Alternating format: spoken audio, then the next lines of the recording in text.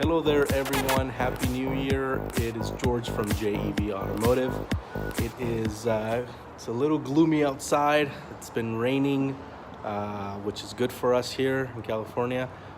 But today I wanted to show you guys what we're working here today with 2010.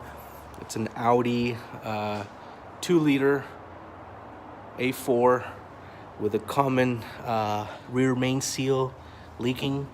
We had to remove the transmission in order for us to get to the rear main. This is the rear main all cleaned up. Typically it will start to leak this way, and it'll create a big mess between the transmission bell housing and the engine. So this is cleaned up. It's ready for the new seal. I wanted to show here Jaime installing the new seal.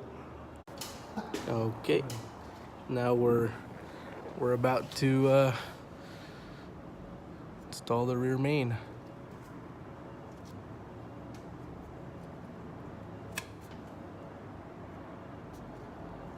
We did add a little bit of silicone to the back of the plate.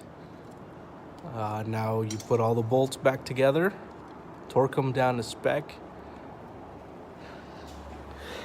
and transmission goes back in the vehicle, and there will be no more leaks in this vehicle.